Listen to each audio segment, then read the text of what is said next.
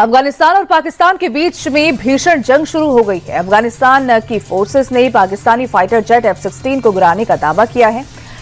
यह जेट किस जगह पर गिरा है, इसकी लोकेशन अभी डिस्क्लोज नहीं की गई है, लेकिन दावा किया जा रहा है कि ये तस्वीरें पाकिस्तानी फाइटर जेट F-16 की हैं जो उसे अमेरिका से मिले हैं।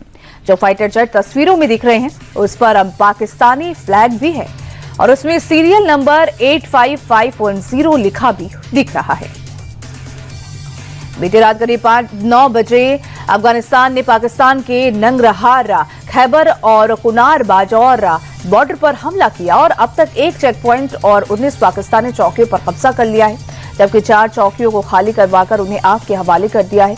अफगान सेना का दावा है कि 55 पाकिस्तानी सैनिक मारे गए, जिनमें से 23 के शव को वो ले गए, जबकि कई सैनिकों को जिंदा पकड़ा गया। पाकिस्तानी प्रवक्ता ने भी माना है कि अफगान सैनिकों ने खोस्त के 4 पोस्ट में आग लगाई और हथियारों को कब्जे में ले लिया। पाकिस्तानी सेना ने भी अफगानिस्तान में ताबड़तोड़ बमबारी की है। पाकिस्तान का दावा है कि उसने 130 से ज्यादा अफगानी फोर्स के सिपाहियों को ढेर कर दिया है, साथ ही 27 चौकियों को भी बर्बाद कर दिया। पीएम शहबाज के प्रवक्ता मुशर्रफ जैदी का दावा है कि पाकिस्तानी एयर स्ट्राइक में अफगानिस्तान के 80 से ज्यादा टैंक के साथ साथ बड़ी तादाद में आर्टिलरी और मैन पावर खत्म हो गई है। पाकिस्तान ने अफगानिस्तान के साथ जंग का ऐलान कर दिया है। पाकिस्तान के रक्षा मंत्री ख्वाजा आसिफ ने कहा कि पाकिस्तान और अफगानिस्तान के बीच खुली जंग छिड़ गई है। Social media expert Khawaja Asif ने आरोप लगाया है कि अफगानिस्तान की तालिबान अथॉरिटी आतंकवादियों को इकट्ठा करने में लगी है। ख्वाजा आसिफ ने कहा कि पाकिस्तान की सेना समुद्र पार से नहीं आई है, हम आपके पड़ोसी हैं, हम आपके अंदर और बाहर की बातें जानते हैं। पीएम मोदी देर रात इजरायल के 2 दिवसीय दौरे से दिल्ली वापस लौट आए। प्रधानमंत्री की इजरायल यात्रा काफी सफल रही। पीएम मोदी और पीएम नेतन्याहू के बीच हुई डेलीगेशन लेवल की बैठक में दोनों देशों के बीच 27 समझौतों और MOU पर मोहर लगी। डिफेंस, शिक्षा और AI के क्षेत्र में आपसी सहयोग को बढ़ाने पर सहमति बनी। साइबर सुरक्षा के मद्देनजर भारत में साइबर सेंटर ऑफ एक्सीलेंस बनाने पर मोहर लगी। मैन्युफैक्चरिंग, UPI इस्तेमाल और मत्स्य पालन को लेकर भी दोनों देशों में अहम करार हुए। भारत और इजरायल के बीच कई ऐसे समझौते हुए जिससे रक्षा और AI के क्षेत्र में भारत को नई उड़ान मिलेगी। समझौतों के बाद प्रधानमंत्री मोदी और पीएम नेतन्याहू ने साझा प्रेस कॉन्फ्रेंस की। प्रधानमंत्री मोदी ने कहा कि इजरायल आना मेरे लिए गर्व और भावुकता की बात है। प्रधानमंत्री ने इजरायल के साथ स्पेशल स्ट्रैटेजिक पार्टनरशिप की बात दोहराई और जल्द ही फ्री ट्रेड समझौते को अंतिम रूप देने की भी बात कही। आतंकवाद पर चोट करते हुए पीएम ने कहा कि आतंकवाद किसी भी रूप में बर्दाश्त नहीं है। भारत के साथ डील के बाद इजरायल के प्रधानमंत्री बेंजामिन नेतन्याहू ने दिल खोलकर भारत की तारीफ की। साझा प्रेस कॉन्फ्रेंस में नेतन्याहू ने कहा कि भारत इजरायल में डील बेहतरीन पल है। भारत में अपार क्षमताएं हैं, हम दोनों ही देश भविष्य को लेकर प्रतिबद्ध हैं। इजरायली प्रधानमंत्री ने भारत से दोस्ती को इजरायल के लिए गर्व की बात बताई। पीएम मोदी के इजरायल दौरे पर जम्मू कश्मीर के पूर्व CM और PDP चीफ महबूबा मुफ्ती ने तीखा हमला बोला। इजरायल के पीएम बेंजामिन नेतन्याहू को अपराधी बताते हुए कहा कि एक अपराधी को गले लगाना अच्छे संकेत नहीं है। महबूबा मुफ्ती ने पीएम मोदी के इजरायल दौरे को देश की पॉलिसी के खिलाफ बताया और कहा कि पूरा देश इजरायल के खिलाफ है और पीएम नेतन्याहू के खिलाफ है। AIMIM नेता अकबरुद्दीन ओवैसी ने एक बार फिर से भड़काऊ तकरीरें दी हैं। एक सभा के दौरान अकबरुद्दीन ओवैसी ने कहा कि कांग्रेस और बीजेपी एक जैसे हैं। यूपी में योगी बुलडोजर चलवाते हैं, वैसे ही तेलंगाना में रेवंत करते हैं। जब हमारा मामला आता है तो सब एक हो जाते हैं। हर किसी ने हमको जख्म दिया है। इन्हें मुसलमानों और हमारी शरीयत से दुश्मनी है। अजित पवार प्लेन क्रैश मामले पर महाराष्ट्र CIT का बयान सामने आया है। एजेंसी के मुताबिक हादसे से जुड़े कई अहम सबूत इकट्ठा कर लिए गए हैं। जांच प्रोफेशनल तरीके से की जा रही है। हादसे के वक्त प्लेन में तोड़फोड़ या आपराधिक लापरवाही के एंगल से भी तफ्तीश जारी है। बताते चले कि 28 जनवरी को महाराष्ट्र के बारामती में पूर्व डिप्टी CM अजित पवार का प्लेन क्रैश हो गया था। प्लेन में सवार सभी 5 यात्रियों की मौत हो गई थी। महाराष्ट्र की डिप्टी CM सुनेत्रा पवार को NCP अजित गुट का राष्ट्रीय अध्यक्ष चुन लिया गया है। कार्यकारिणी की बैठक में सभी नेताओं की सहमति से ये फैसला लिया गया है। सुनेत्रा पवार के नाम का प्रस्ताव प्रफुल्ल पटेल की तरफ से रखा गया था।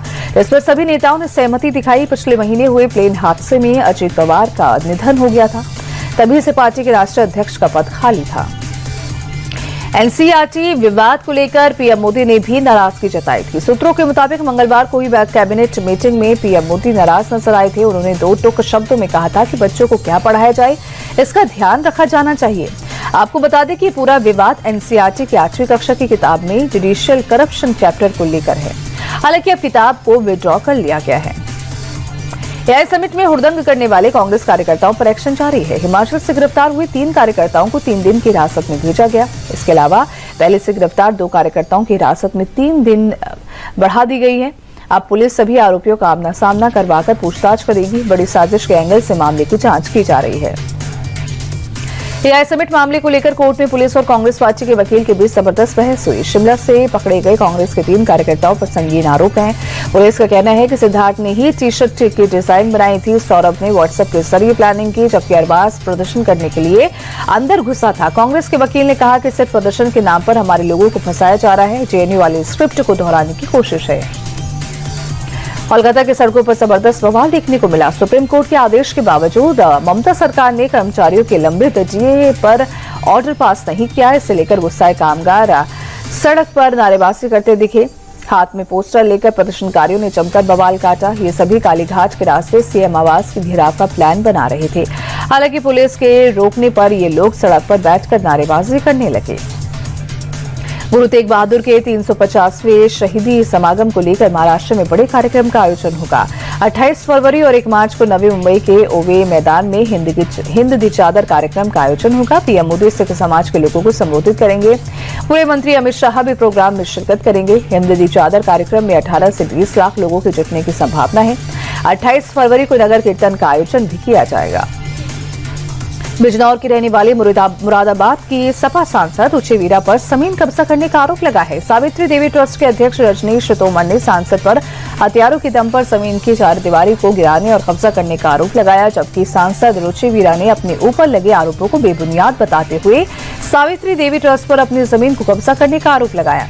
विवाद बढ़ने पर मुरादाबाद के डीएम ने जमीन की पैमाइश कराने के लिए आदेश दिए हैं। अनिल अंबानी और उनकी कंपनी रिलायंस कम्युनिकेशंस के खिलाफ सीबीआई ने धोखाधड़ी का एक नया मामला दर्ज कर लिया है। जांच एजेंसी का आरोप है कि अनिल अंबानी और उनकी कंपनी ने साल 2013 से 17 के बीच बैंक ऑफ बड़ौदा के साथ 2,220 करोड़ रुपए से ज्यादा की धोखाधड़ी की है। बैंक की शिकायत के बाद सीबीआई ने अनिल अंबानी के घर और रिलायंस कम्युनिकेशन के दफ्तरों पर छापेमारी की, जहां से लोन ट्रांजैक्शन से जुड़े कई दस्तावेज बरामद किए गए। वर्ल्ड इकोनॉमिक फोरम के प्रेसिडेंट और सीईओ ओर्गे ब्रेंडे ने अपने पद से इस्तीफा दे दिया है। उनका ये फैसला उस वक्त आया है जब कुछ हफ्ते पहले ही जिनेवा की संस्था ने यौन अपराधी जेफरी एप्स्टीन के साथ उनके रिश्तों की जांच शुरू की थी। ब्रेंडे 2017 से डब्ल्यूईएफ का नेतृत्व कर रहे थे। फिलहाल स्विट्जरलैंड स्थित इस संस्था ने उनके इस्तीफे की पुष्टि करते हुए एलॉयस ज्विंगी को अंतरिम जिम्मेदारी सौंपी है। डीजीसीए ने हवाई यात्रा की टिकट रिफंड और कैंसिल करने से जुड़े नियमों में बदलाव किया है। नए नियमों के मुताबिक अब टिकट बुक करने के 48 घंटे के अंदर कैंसिल या नाम बदलने पर एक्स्ट्रा चार्ज नहीं लगेगा, यानी पूरा अमाउंट अब रिफंड किया जाएगा। यह सुविधा तभी मिलेगी जब टिकट की बुकिंग उड़ान की तारीख से कम 7 दिन पहले की गई हो। डीजीसीए ने यह फैसला यात्रियों की बढ़ती शिकायतों और हाल ही में इंडिगो की उड़ानों में हुई दिक्कतों के बाद लिया है। ईरान और अमेरिका के बीच जिनेवा में तीसरे दौर की बातचीत बेनतीजा रही। ओमान की मध्यस्थता में 3 घंटे तक चली बातचीत को ईरान के विदेश मंत्री अब्बास अरागची ने अच्छी प्रगति बताया और कहा कि परमाणु मुद्दे और प्रतिबंध को हटाए जाने पर गंभीर चर्चा शुरू हो गई है। सूत्रों के मुताबिक अमेरिका ने ईरान के सामने 4 मांगे रखी। तीनों न्यूक्लियर साइट्स को तबाह करें, सारा एनरिच्ड यूरेनियम यूएस को ट्रांसफर करें, ईरान रिएक्टर रखे लेकिन यूरेनियम संवर्धन नहीं करें और पाबंदियां परमानेंट होंगी। कोलंबो में इंग्लैंड और न्यूजीलैंड के बीच सुपर 8 का मुकाबला आज खेला जाएगा। दोनों टीमों के बीच शाम 7 बजे से मैच शुरू होगा। इंग्लैंड की टीम पहले ही सेमीफाइनल में एंट्री कर चुकी है, वहीं न्यूजीलैंड की टीम जीत के साथ अपनी जगह पक्की करने उतरेगी। दोनों टीमें अब तक टी20 में 30 मुकाबले खेल चुकी है, जहां इंग्लैंड ने 17 और न्यूजीलैंड ने 10 मुकाबले जीते हैं। 3 मैच का नतीजा नहीं आया था। टी20 विश्व कप के सुपर 8 के मैच में भारत ने जिम्बाब्वे को 72 रनों से शिकस्त दी। टीम इंडिया सेमीफाइनल में पहुंचने से मात्र 1 कदम दूर है। भारत के खिलाफ हार के बाद जिम्बाब्वे की टीम विश्व कप की रेस से बाहर हो गई। भारत अपना अगला मैच वेस्टइंडीज के साथ खेलेगा। फिलहाल ग्रुप में साउथ अफ्रीका की टीम ने सेमीफाइनल के लिए क्वालिफाई कर लिया है। भारत और वेस्टइंडीज के मैच से दूसरा सेमीफाइनलिस्ट मिलेगा। क्रिकेटर रिंकू सिंह के पिता हजेंद्र सिंह का निधन हो गया है। उन्होंने नोएडा के यथार्थ अस्पताल में आखिरी सांस ली। रिंकू के पिता स्टेज 4 लीवर कैंसर से जूझ रहे थे।